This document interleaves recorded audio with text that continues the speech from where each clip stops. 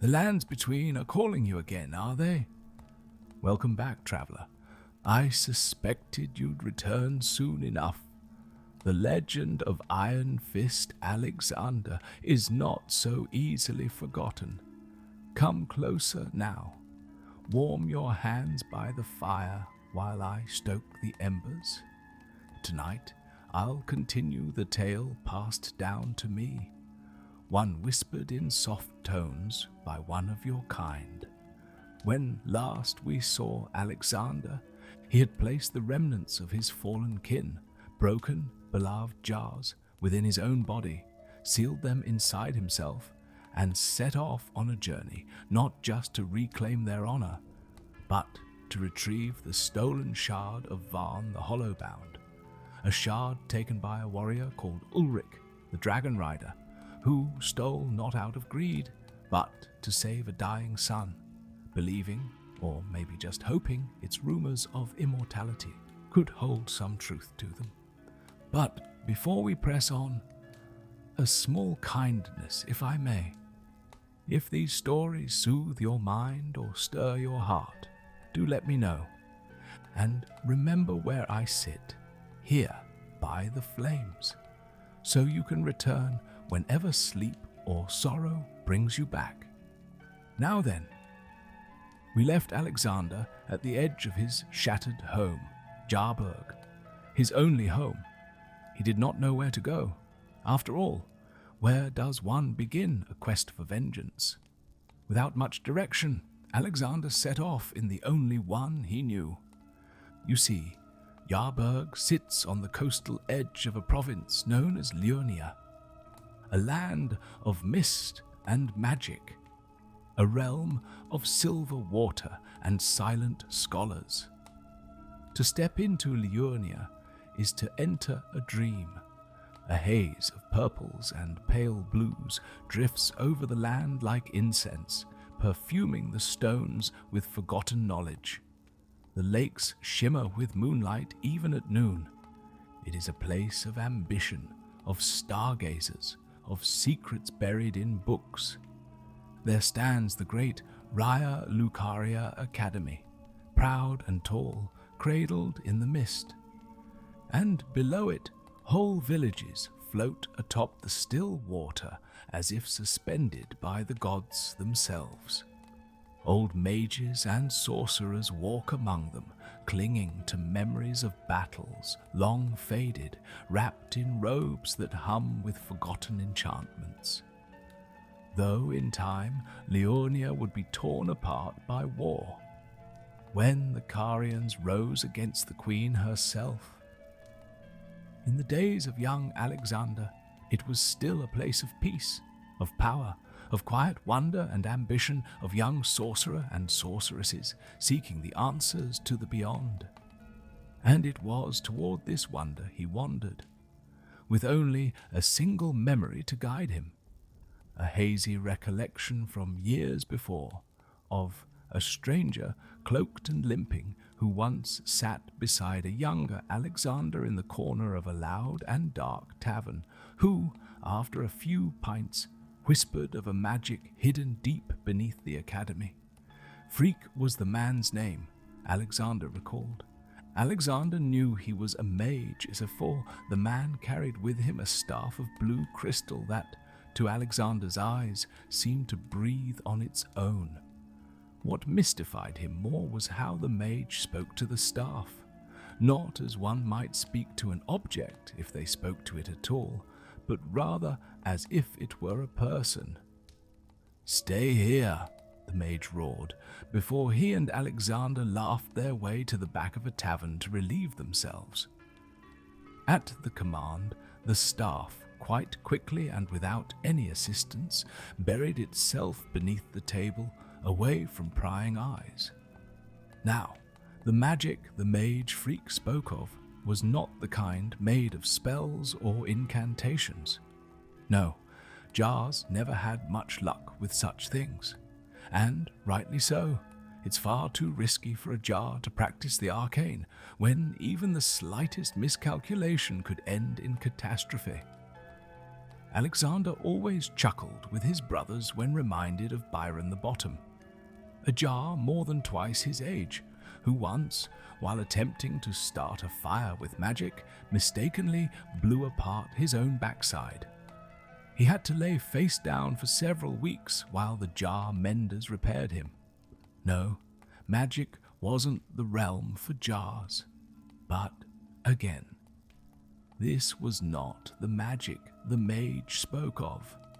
The mage spoke of a sword, a magical blade carved long before the time of Alexander, a blade born in the time of dragons, a blade to slay ancient dragons thought by most to be invincible.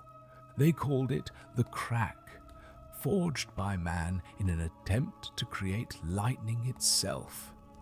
You see, dear traveler, the crack, though now long forgotten, was sister to a blade known as the bolt, a spear rather than a sword that was carved from the weapons of the great dragons themselves, dragons who once harnessed lightning drawn down from the gods and wielded it against man.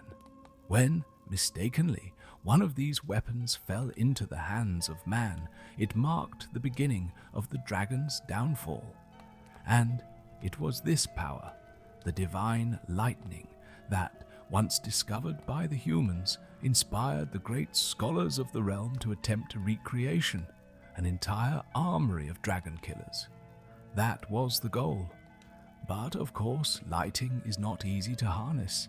It is a tool of the gods, not of man, and, that being so, the mages of Raya Lucaria, who, if truth be told, could be quite guilty of believing themselves above the gods, set on to forge a lightning blade by mortal hands. But their efforts were in vain. Even the most gifted mages and sorcerers of the Academy, the greatest the realms had ever known, could not create such a blade safely. Their failures grew too dangerous.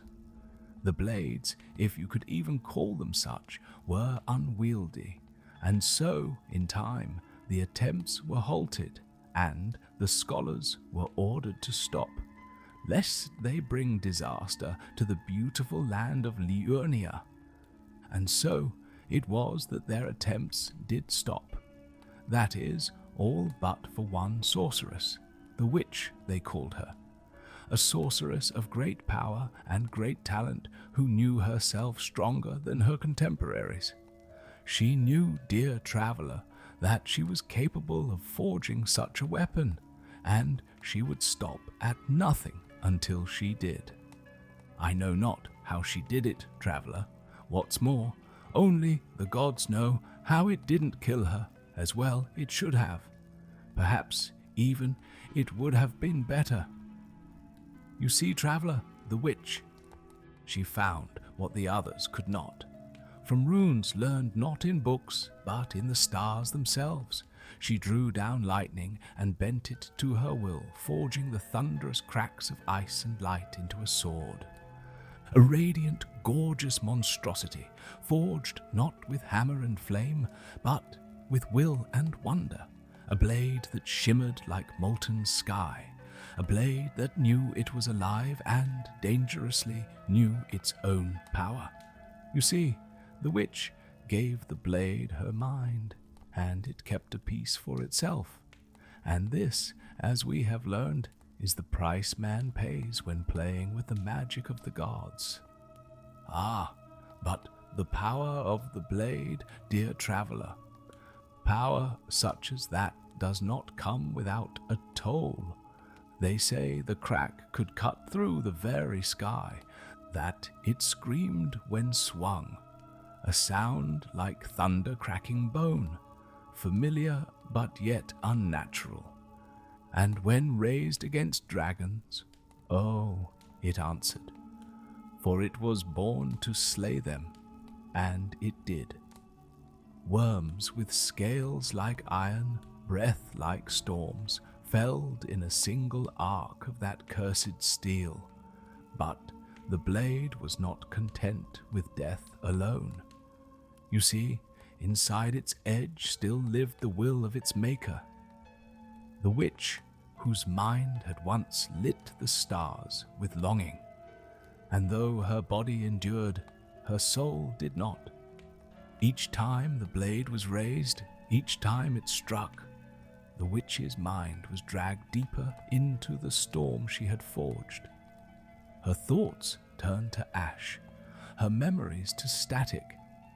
In time, what was left of the witch became hollow, not dead, not quite alive. Her eyes stared through stars. Her hands never ceased shaking. She laughed without meaning. And then, one day, she wept for 3 days and 3 nights. Though she could not say why, so terrible was her condition, so mad was the blade, that even the man who wielded the blade against the dragons began to fear it more than the enemy themselves. And so, when man and dragon finally struck peace, a bargain was struck. The blade, the crack, would be buried deep within the halls of Raya Lucaria, far below the scholar's gaze, far from stars, far from hands. Its name would be forgotten, its maker erased. Even the sorcerers who once sought it would forget the door it lay behind. For some things, traveler, were not meant to be remembered. Alexander, at this time, mind you, did not know his enemy. He knew not who he hunted and what he would face. What he knew, dear traveler, was that he was hunting a dragon and its rider. And armed with that information, Alexander wondered if the blade still existed, but truly, it was, he felt, his only real hope. Alexander found himself on the long journey to the Academy of Raya Lucaria, still uncertain of who he would talk to, how he would find the crack, if it even existed. He wondered whether he could even survive such an endeavor. But press on he did. For one thing, the Iron Fist could never have been accused of in his lifetime was quitting. It was on this journey towards the academy that Alexander stopped to rest in a village. Northeast of the academy, you see the only entrance to Raya Lucaria is via a long bridge to the north, and to enter, one must ride, or in Alexander's case walk, up the eastern coast of Liurnia, circling the academy's marble and soapstone walls, until reaching the northern tip and make their way down. The village in which Alexander rested was like any other he had seen. In fact, it reminded him quite a bit of Yarburg. Pleasant music, deep aromas, and, though the town was buried in the mountains and not on the coast, it was home to quite a few people, all of whom seemed strangely similar to one another, at least to Alexander. But, of course, all humans looked somewhat the same to the jars. As Alexander arrived, he entered the only inn in the small village. "Help you?" a voice cried behind a counter. Alexander looked into his eyes, though they were not of any color he was familiar with. Instead, the eyes danced like flames, a golden light with a dark pupil. "Greetings," cried Alexander, a bit too loudly. Alexander always had a way of announcing himself as a hero might, even before his name became legend. "I am the Jar Alexander, and I am looking for a room." The tavern paused. This sort of behavior wasn't common in the lands between. It wasn't common anywhere, really. "Drayton's," replied the innkeeper, in a much thicker accent than Alexander's. "I'm the innkeeper, Darrell," he said, invoking a cackle amongst his closest friends. "And I'm sorry, but we ain't got beds big enough for the likes of you. But yous is welcome to a room all the same. Comes with dinner, bowl of oats and some breads." It was all the same to Alexander. Jars didn't really require beds to sleep, nor could they eat. "5 for the night, for the Jar Alexander," said the innkeeper, and Alexander obliged. Later that night, Alexander found himself reflecting by the fire. he wondered if the myths of jars were true, if carrying the shards of his fallen comrades did lend a bit of their soul to him. He had hoped he carried Falca's ever-present optimism, his oldest friend Julian, who had the courage of 10 lions to boot. Even the jars he never quite got along with. He wasn't sure if he carried them or not, to be honest. Old Jarberg was such a mess after the attack, but he had hoped, if he did, he would find their tenacity. That's when he heard it. Hello there. You. Jar. Alexander turned and saw the voice coming from a small, pale man clad in black armor patched together, none of which was made for him clearly.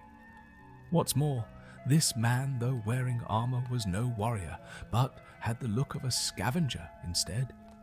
The fire bounced off of his bald skull as he smiled through brown, brittle teeth. You're far away from Harminia. You're familiar with my home, replied Alexander, careful not to give too much information. Don't know you live in some town south of here, a place they call Jarberg. The words rang in Alexander's head, piercing his mind. A myth? Was all Alexander replied, returning to watch the fire. Well then, where is home? Said the Apache now. May I ask what the importance is to you? Just being friendly. I like making friends. With these words, the fire seemed to flicker just so on the man's face as he gave a wide, toothy smile. Where is home for you then, friend? Inquired Alexander. I come from many places. I'm a merchant, you see, and merchants are most successful when they find many homes. But you must have a home, Alexander reiterated. As I said, my lord, I've had many homes. I've lived in the finest castles, small villages filled with vampires, the darkest of caves. Even lived inside a tomb for a while, one that belonged to the giants, they said, but that was ages ago. What is it you sell? Said Alexander. All sorts of things, my lord. You wouldn't believe what some folks throw away. One man's trash is another's treasure, they say, and boy, I found that to be true. So what is it strikes your fancy, then? I'm afraid I'm not in need of anything, said Alexander. Well, everyone needs a bit of something, I'm sure of it, the Apacheman replied. Headed to the academy, are you? Alexander didn't answer. Keep your secrets, then. But you won't get far in the academy without a pass. A pass? Said Alexander. Well, of course. Sacred place like the academy full of sorcerers and whatnot. They just can't let anyone walk through. It's too dangerous. There's secrets market out. Or worse, someone might have died. Well, how does one get a pass? Asked Alexander.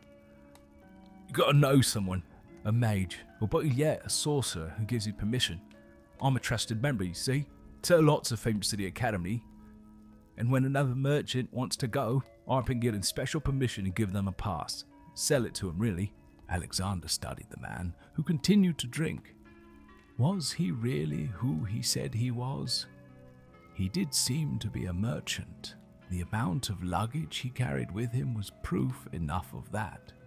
And it did track well that Raya Lucaria would keep out strangers if they were hiding secrets like the crack. Will you sell me one then? Said Alexander. Sorry, only one left, and I don't know you. Wouldn't look too good if you went in and caused all sorts of ruckus now, would it? Well, I hardly have a mind for that. I simply am looking for a sorcerer to help me find someone. Find who? Said the patchy man. Alexander went on to tell the patchy merchant of his journey. Leaving out a few key aspects, of course, he told of his fallen friends and his desire to discuss how to find the dragons that destroyed his beloved home. Though he never spoke of the crack itself, the patchy merchant, if he was good at anything, was good at knowing when secrets were hidden, and even better at discovering them. All in due time. It was a full hour later when Alexander had finally convinced the merchant to sell his pass. 500 runes it cost, but Alexander was assured it was the best deal he could have gotten. And after the deal was done, the patchy merchant gathered his belongings and shook the jar's hand. "Be safe in your travels," Alexander replied. "One more thing," said the merchant as he turned to leave. "You should be careful in this village, not the safest of places. Everyone here is part of some sort of strange religion. It turns them mad soon enough. Not quite sure why, but all the same, a friendly warning from your new friend." And with that, the merchant turned and disappeared from the tavern, leaving Alexander to rest by his fire. Meanwhile, across the realm, a boy, sickly in nature, was being carried. "Father?" the boy asked. The boy's father said nothing, but merely continued walking. It was a while before the boy tried again. A few hours, it seemed, or maybe mere minutes. "Father." "Quiet, boy," said the man, as he lowered him into a small rowboat. "You must save your energy." The boy, with all the strength he could muster, propped himself up on the edge of the boat, its wooden sides digging into his back. His father, a large man with dyed red hair, now fading to its original white, placed a large sack into the boat before getting in himself. "Where are we going?" the boy whispered. "Never mind now, son. Rest," sighed the soldier as he began to row through the mist. The rowing lasted several hours, and the boy faded in and out of consciousness several times. Staying awake now was even difficult. When he did come to, the boy could barely make out his own feet, and the only thing he could make of his father were his father's two red eyes, like the slits of a serpent. No longer his own, the eyes blazed like a flame in night as they looked onward towards a destination the boy did not know. Finally, what seemed like days later, the boy, having drifted off again, was startled awake as the hull of the tiny wooden rowboat found the shore of a small little island. "We're here," said Ulrich, slinging his sack heavy with something around his shoulder and picking up his son. The boy, weaker than when they began their journey, looked onward and could make out only a small church on the top of a hill, shaded in fog as if to hide from those who might try to harm it. "How beautiful," thought the boy. "A wonderful place to pray or be buried." From inside the church, a bright fire as red as blood blazed, chasing the fog away. It was so bright, it was almost painful for the boy to look. "You be quiet now. I'll speak," Ulrich grunted. "Speak to who?" "What did I just say, boy?" snapped Ulrich. As the two approached the church, the boy could sense that they were not alone. Who was with them? He wasn't sure. It was not a man, but a beast, but whose voice was soft and angelic. "This is the boy," said the voice. "Aye, it is, the son of Carilla and me. He does resemble his mother, doesn't he?" said the voice. The boy looked to see who the soft voice belonged to, but what he saw was like nothing he had ever seen. Though the creature stood like a man and seemed to think like one as well, it was undoubtedly draconian in feature. A long snout with razor-sharp teeth and scaly skin and eyes like his father. The dragon woman peered towards the boy, catching him in awe of her. "He is weak, Ulrich."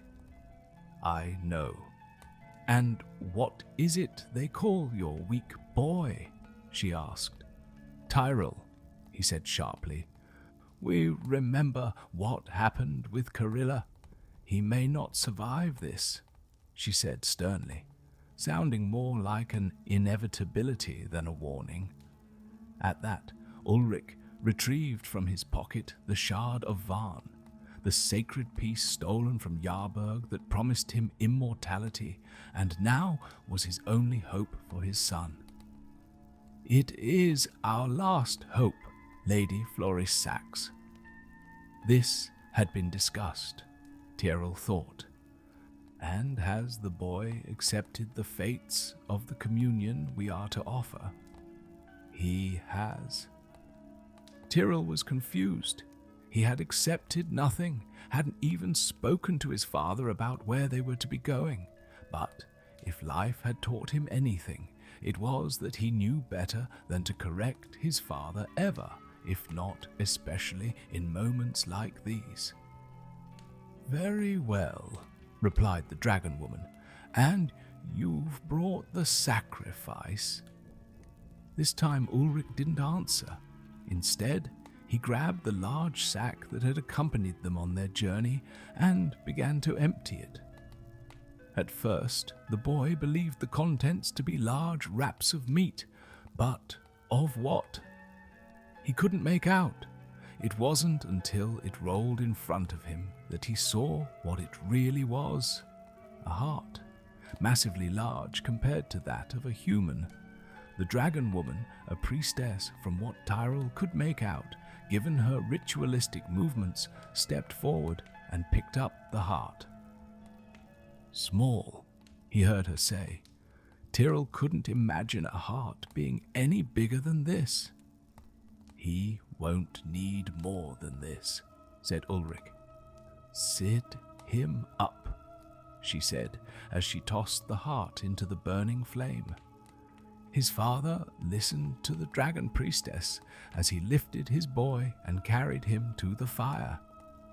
"Listen to me, boy," his father said.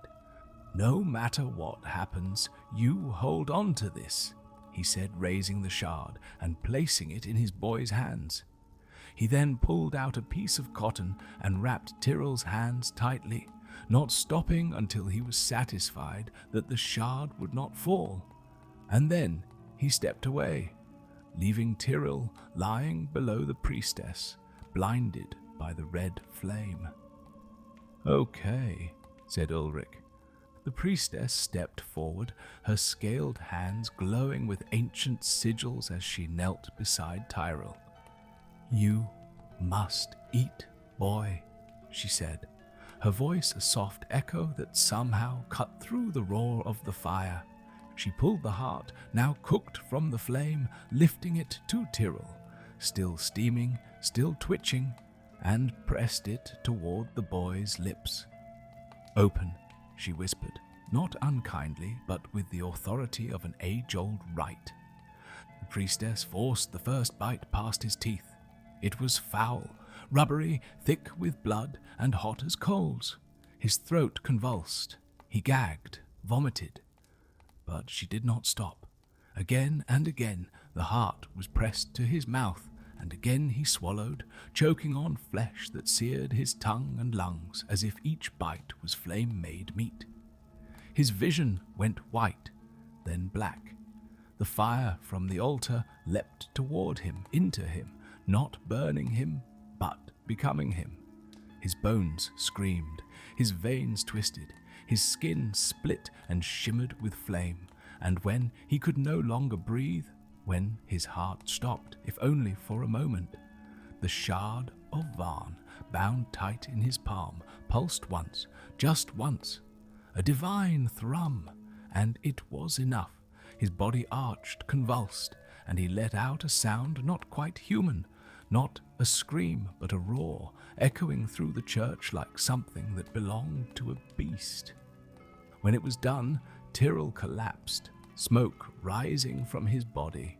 His eyes fluttered, and when they opened, they were no longer his own, and that dear traveler is enough for tonight. Rest well. I'll keep the fire.